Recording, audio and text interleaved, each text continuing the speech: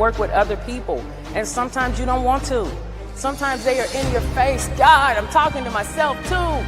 But you still have to work with that person, so you have to lean over the shoulder and see what the result is that you want. You have to be the adult, and you have to let it go, because I can't run a race carrying your bags, my bags, and everybody else's bags. I'm Dr. Kathy Martin, and I am living proof that with Sharon Combs, Coach Shay, and UCDI leadership, processes, and strategic avenues work.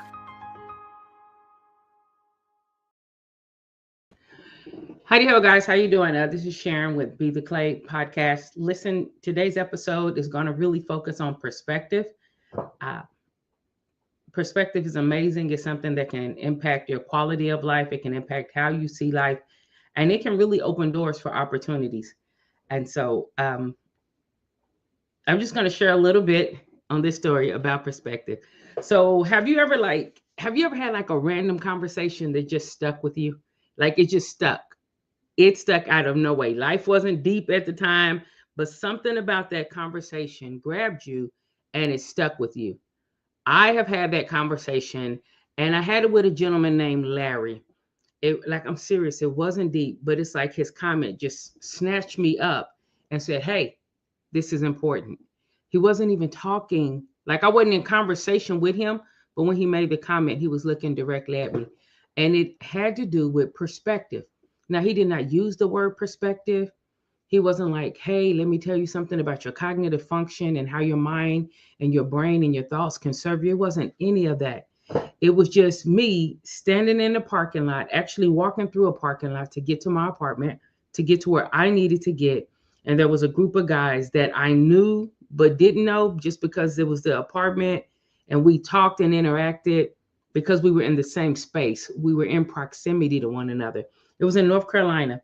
But that night, I didn't know it at the time, that night was about to change my life. Transparently, it was like a hood evening, you know. Everybody was hanging outside. Music was playing somewhere. It was a type of neighborhood, like if you didn't know people and those people didn't know you, you probably didn't need to be walking around like at night during that time. And they were just talking. We call it selling wolf tickets, talking big, just about dreams and life. And man, I did this one time. And sometimes people were telling the truth. Sometimes people were not. Sometimes people were just shooting the breeze. And sometimes it would be deep and philosophical. I don't know. I was coming in from work, walking through these 4 or 5 individuals who were just sitting there kind of drinking beer. And out of nowhere, in the middle of this like chaotic community, Larry says like, hey, Sharon. He doesn't even say my name, as a matter of fact. He's talking and they all talking. I'm walking through. And he says, if failure can chase you, so can success. And when he says it, he's looking dead at me. And I'm like, what? Like, I just froze. I froze because like, what?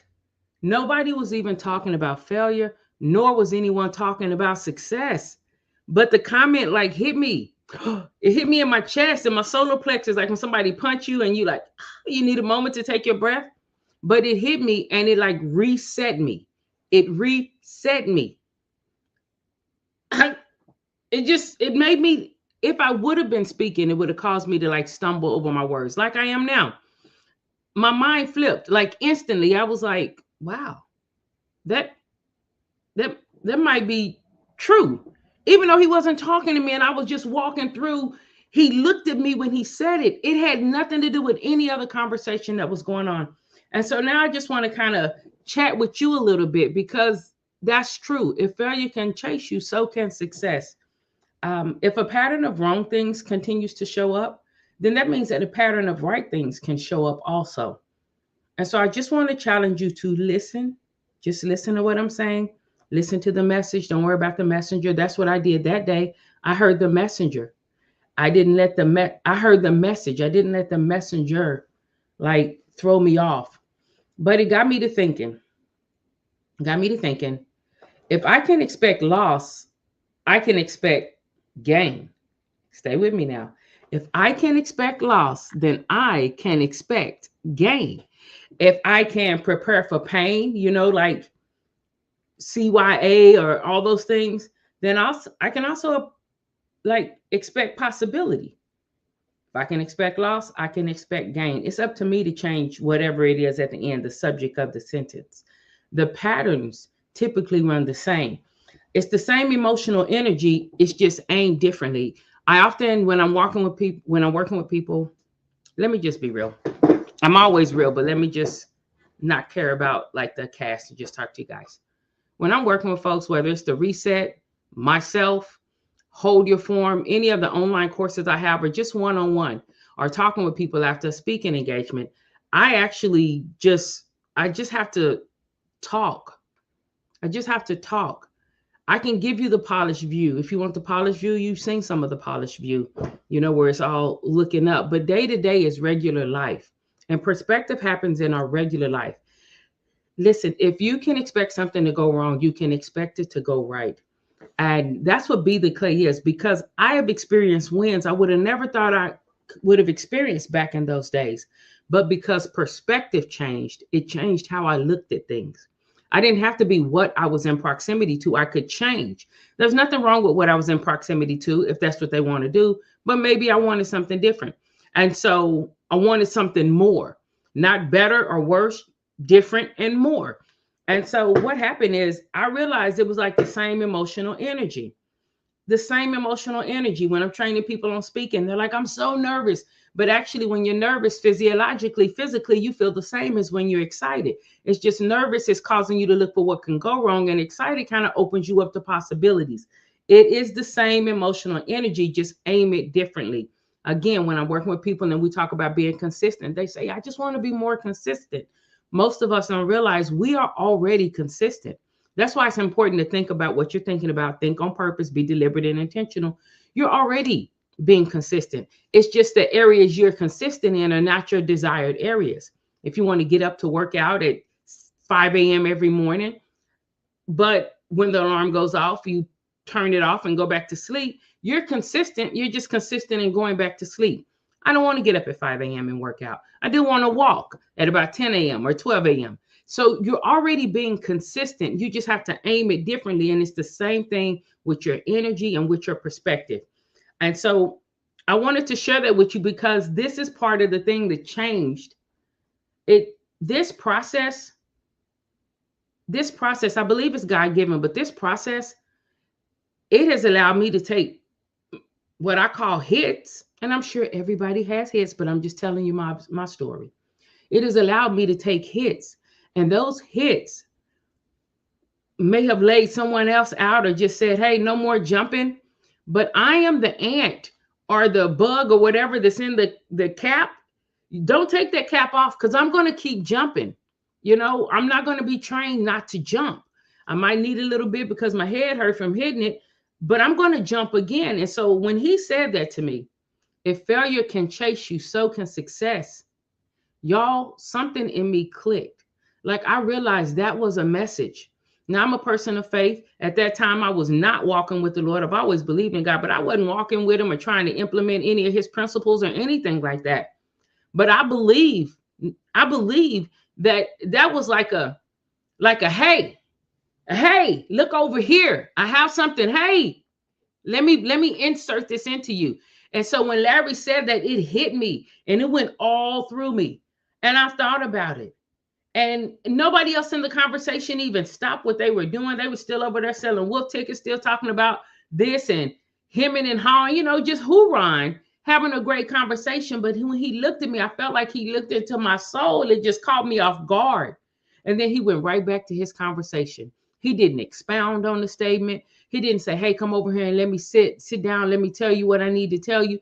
It was none of that. He continued drinking his beer, doing what he was doing, all of that. But I was ever changed. He had done something to my perspective. And perspective causes two different people can see the exact same thing, but they're going to have different perspectives. And that perspective will influence how they react to it, how they approach it, how they go through, assimilate the information and all of that. It's going to affect all of that. And so perspective is really, really important, guys. It is a key. So if failure can chase you, so can success. And you do want to just really realize that I just want to have a fireside chat with you. How you look at stuff matters. How you look at stuff matters. I remember about 10 years ago. Now, this happened with Larry about 23 years ago, but about 10 or 12 years ago, I had written, I do random writings, and I have a book called Not So Random Writings, but they're thought-provoking writings. And in one of them, I wrote that, you see what you look for. And I remember somebody laughed, like, of course you see what you look for. But I meant it on not just you see what you look for here through your eyes, but you see what you look for. If you look for opportunity, you'll see opportunity. You see what you look for. And that's what perspective matters. Now, I don't want you to get it twisted. This wasn't like some peaceful candlelit revelation where I was sitting reading and like, Lord, please help me or something like that. I literally was coming home from a job, and I believe it was a fast food job. I was coming home from a fast food job, just minding my business. I wasn't thinking deep on any part. I just gotten off work. It was a long day. And for him to just stop in that dark parking lot and look at me mid-conversation to say that, the conversation was open. I felt like heaven spoke. Hallelujah. Guys, I felt like heaven spoke. Like in that moment, the Lord was like, hey, if failure can chase you, so can success. It's not that you're unable or lack the capability to do something different. It's just that you're kind of stuck and used to doing what you're doing. You're caught in day-to-day existence, and you're not looking to get off of this road so that you can take the on-ramp to another highway and go a different way. And so here's what I learned that night. And I want to share this with you. There is something about listening. You don't want to be distracted by the messenger or the package a message comes in. Take the message. There's a gentleman, some of you know him, some of you may not, but his name is Howard Hatcher, Dr. Howard Hatcher, actually at this time. And one time he told me, he was like, hey, listen from the standpoint of what you don't know, not what you do know. And then after you finish listening, put it all together and see how it works together. If it is going to work together, if you want to retain the information, if this information aligns, or if you're going to discard the information because it doesn't fit right here, right now. Maybe you'll just put the information on a shelf somewhere for something later, but listen from the point of what you don't know, not what you do know, so that you don't miss anything coming toward you, or you don't filter it or skew it in a way it wasn't supposed to be. Oftentimes when people are in if you grew up in church and somebody says a scripture that you knew at age, the Lord is my shepherd, and you'd be like, I shall not want. But the way it applied to you then may not be the way it's applying to you now. So you kind of want to listen and hear, what does this look like now? Why am I getting this information? Is this information for me? Is it to distract me, derail me, cause me to be, off mission? Or is it to support and open my eyes? Because a lot of things that people accomplish, they have to see it before they can accomplish it. That was what was one of the most powerful things about Barack Obama being president. Not just that he was classy, handsome, articulate, and definitely gifted and in the place he was supposed to be, but because people hadn't seen a him in office, and so it just opened up. It opened up like, oh, okay, more things we can do type of thing. I digress. Let me bring it back. So what I learned that night, and I got to tell the truth, so y'all ain't gonna fool with me. I would like to say that I always listen to the message in spite of the messenger, but that wouldn't be true. It wouldn't be true. Some people, I'm actually like, what they want, man? They're finna bring some more foolishness over here. They always lying, or they messy, or there's something like that. But I try to listen to the message. Even if I don't like the messenger, I try to listen.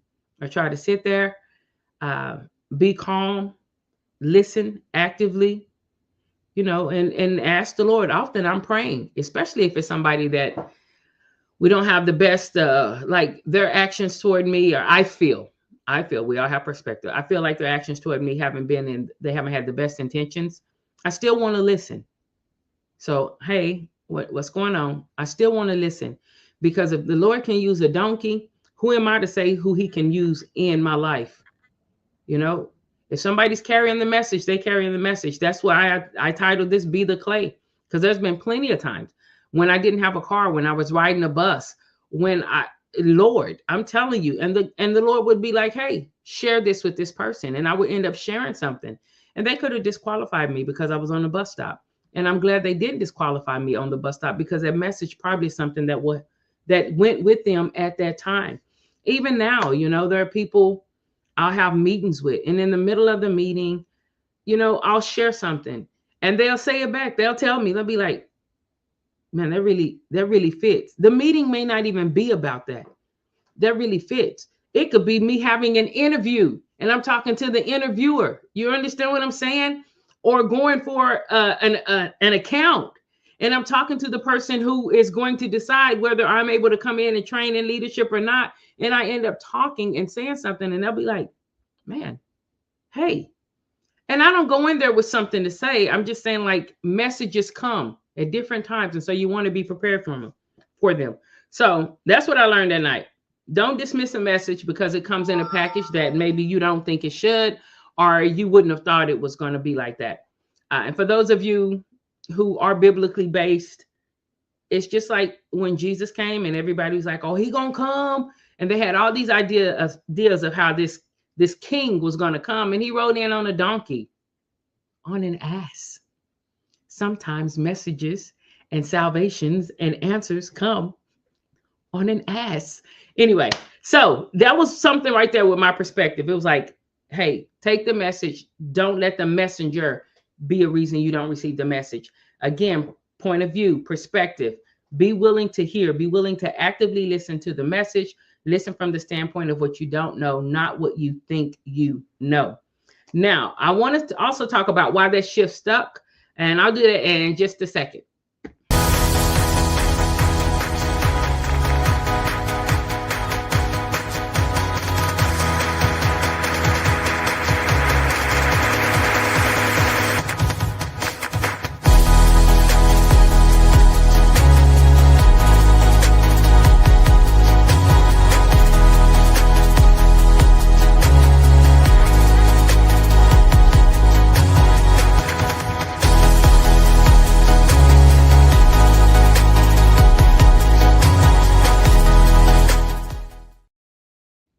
All right, so I just finished sharing with you, don't dismiss the message because of the messenger. If he can use a donkey in the Bible, he can most definitely use Larry at about 10:30 at night, rocking his Timberlands and holding his can of beer. Now, the shift stuck. You may say, well, why did it stick? Well, because it hit something in me and I agreed with it, okay? I didn't discount it. I didn't throw it away. I actually agreed with it. It made sense. If failure can chase, so can success. Here's the deal. Most people from my neighborhood, a lot of people from my neighborhood, I don't know most because I don't have the actual number of people from my neighborhood, are going to be, would have been like in prison or dead by age 30, period. That's it. Now, there are some who did some amazing things, but there are also some that didn't, some that are still there, some that are fighting the same struggle, kind of circling the same mountain. This is not about high or low. This is just actually factual. Again, it could be prison, it could be addiction, it could be loss. These are the patterns I saw every day growing up. Abuse, all of those things. I saw it every day growing up, every day. That sentence that Larry gave me, it gave me permission to think differently. It unlocked something in me and gave me permission to think differently. It gave me permission to be open to different possibilities, to say, hey, wait a minute, maybe I can make more than $30,000 a year. Maybe I don't have to do this or fight my boyfriend every day or just stay high all the time. Maybe I don't have to do these things. Maybe there's something else out there, and I may be dating myself saying that because I'm just giving it to you. It gave me the permission to think differently. And it was like heaven whispered, you don't have to do this. You can be an exception to this rule, And what's so cool is everything he's allowed me to be an exception to, like a pattern I thought I was stuck in. It's because it's not just for me. If I can do it, anybody can do it. That's what the company is about. UCDI simply stands for You Can Do It. But I am not something amazing. I'm fearfully and wonderfully made, but I believe everybody is. And I think humility has actually been the fullness of who he created you to be without trying to make somebody else be less than who he created them to be. Back to this. If failure could chase, so can success. This is a shift in perspective. It changes what you're looking for, because whatever you focus on, you gravitate towards. So when you change what you're looking for, you begin to gravitate in the direction you're looking. I'm from Oklahoma, and if you're driving on the roads and you see some cows over there and you look toward the cows, guess what? The car starts moving that way. Where you stare, you'll steer. So if failure can chase you, so can success. Change it. You don't have to wait for something to go wrong all the time. Things go right. And I've experienced them going right. And I'm like, let's do it. I just had to start walking in the direction I wanted to be caught. You understand what I'm saying? I had to start walking in the direction of success. Instead of waiting for failure or trying to run from failure, many people try to run from failure. If failure is still your focus, you're going to run from it. But in running from it, you're going to run right into it because it's what you're focused on. Perspective. Change your perspective. Think of something different. Think of something different. Make it the focus of your sentence. And so that's what happened. I began to chase success. And I did. I chased success when I tried to go to Oral Roberts, and somebody was like, they don't take people like you, you know. I'd been in some trouble. I'd been in the military. I had like jobs. I was always a hard worker and still am. But I remember somebody close to me in proximity was like, they're not going to take you. Basically saying they don't kind of take people from where I was from and maybe my melanin or whatnot. But they were adamant, like, they're not going to take you. And you know what? I kind of believed it because I was insecure about whether they would take me. You know, well, I guess they won't. I mean, I don't have money. I don't know a lot about Oral Roberts. I want to go. I want to go and learn. I want to go to university, but maybe they won't take me. But you know what? They did. And when I went back again, a few years later, they took me again. And so again, change your perspective. Instead of me thinking they're not going to take me, I was like, they're going to take me. I'm going to go to Oral Roberts. Not out of cockiness. It's the pattern. It's the pattern. It's the pattern. And so I was able to go to Oral Roberts. Other things, you'll never make six figures. You know, your pattern is not, your past doesn't say you can do that legally. But I was able to make six figures. Not a brag. You'll never be able to move. You'll never be able to own a home because of things there, but it's not true. Perspective matters. And if you're around people who are telling you what you can't do and what you'll never be able to do, not how are you going to do it? I'm not saying avoid risk. I'm saying just know things are possible, and whatever you focus on, you're going to gravitate toward, guys. And so that's one of the things that happened there. Again, that was how it stuck with me. It shifted and it changed my trajectory. Like it literally changed my trajectory. Oh, someone's calling me. It changed my trajectory completely. And so by it changing my trajectory, what I was able to do,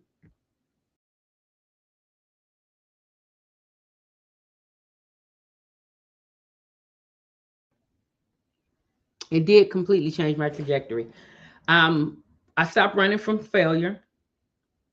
I changed my direction, and I started walking towards success. Now, here's the deal. When I ran from failure, I was scared of failure. You know, I didn't want to be embarrassed, little eggshell on your face and things like that. But when I started walking towards success, my steps were different. I was more intentional.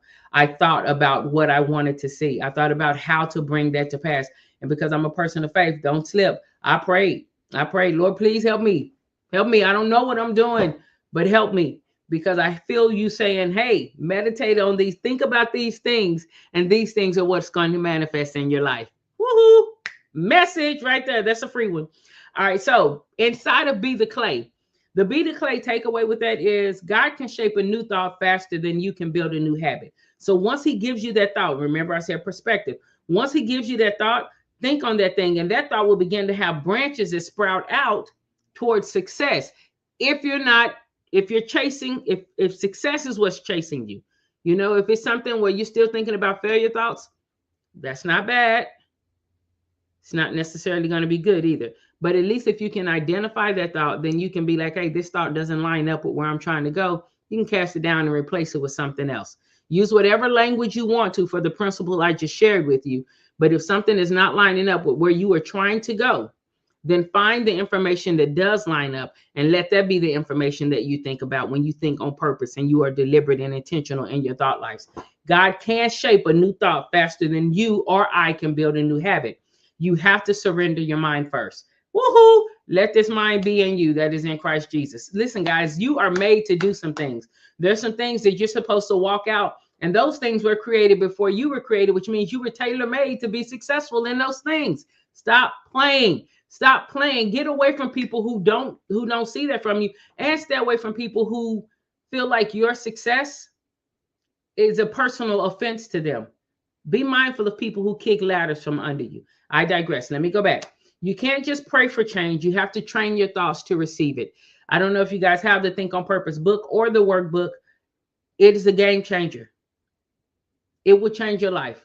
If you read that book and you do the workbook and it doesn't change your life, let me know. You can keep the book and the workbook. I'll give you your money back. Just send an email. I read this entire book and nothing, I implemented the stuff and nothing changed. I say the same thing with the reset programs, but other people can tell you about their results from the reset. I'm here to help. I'm here to help, man. I'm here to help. You can't just pray for change. You have to surrender your mind thought first. Like, take the thought, train your thoughts, and let that thought begin to be the recurring factor. Replace whatever you don't want in your life and let these new thoughts, these God-given thoughts, or whatever you're replacing it with, begin to be the track that you run on to support the perspective that you know is best for you, for your family, for your loved ones, for your sphere of influence, for your team, if you're in leadership in the corporate America or non-corporate America, whatever it is.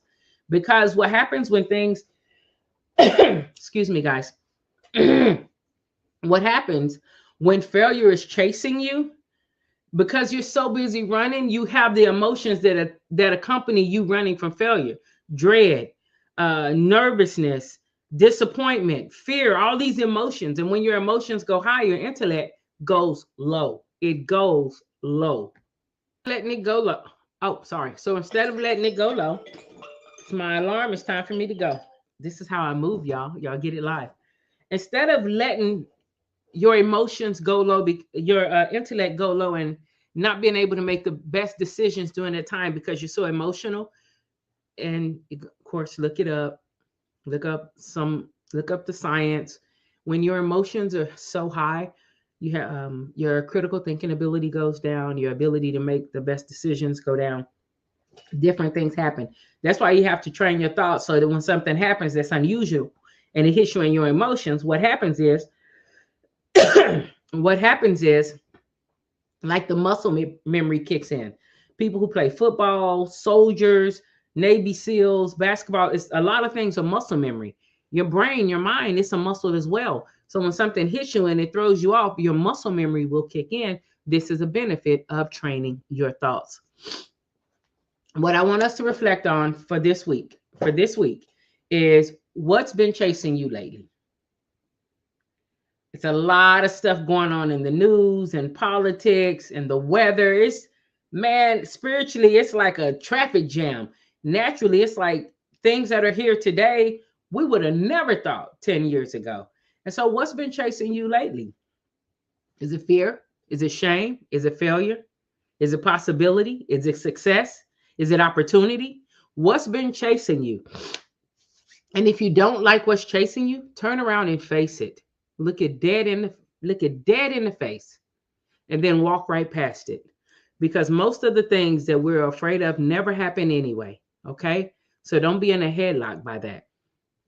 More importantly, if success started chasing you or is chasing you now and you want it to chase you more, look at your thoughts. Look at the drivers of your thoughts.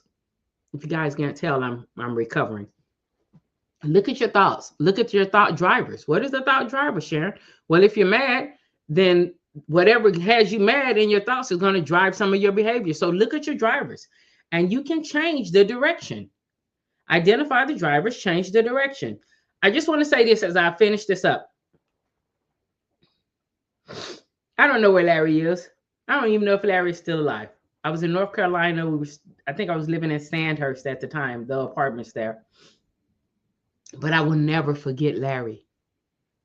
I will never. I will never forget Larry. Larry stating that message, it hitting me, shifted me. He may never know. He may not have even remembered saying it to me. He may never know how much that statement meant to me, but it did mean a lot. It was the first change of my perspective that I really remember. And it was a hinge, like it swiveled and opened a door. And it allowed me to peek into the room of what I thought success was. And I was like, oh my God. And because the door opened, I could step in. I could step into that room, into new rooms. Life is full of new rooms. Maybe this episode will be your Larry moment. You know, I've talked a lot, went in circles, said some things that were real good, said some things that sound like ramble. But the main message is, if you want success to follow you, it can. If failure can chase you, so can success.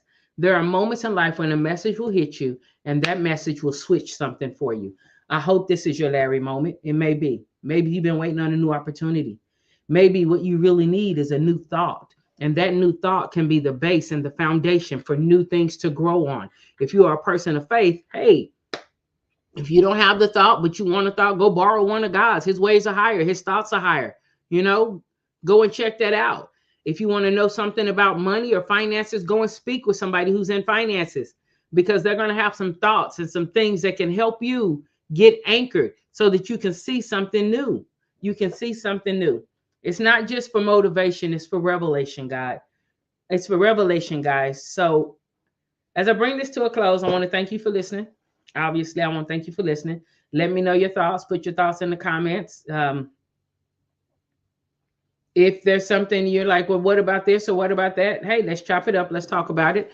I'll be here again next week, and you guys will hear a little bit more about Be the Clay. We may not be talking about perspective and how it can change so much, but it can. It can. This is not to be motivational. This is to unlock revelation. I'm going to say that again. This is not to be motivational. We have to keep getting motivation. This is to be revelation, because when you get the understanding, and all by getting, when you get the understanding of something, no one can take it from you, and it opens something up and it unlocks something inside of you, and you can move forward. You can move forward. It doesn't mean life will be perfect. It doesn't mean you won't have adversities, but it does mean you know that if failure can chase you, so can success. Hey, y'all be easy. God bless. I hope you have an amazing week. And again, my name is Sharon Combs. This is Be the Clay podcast. That's it.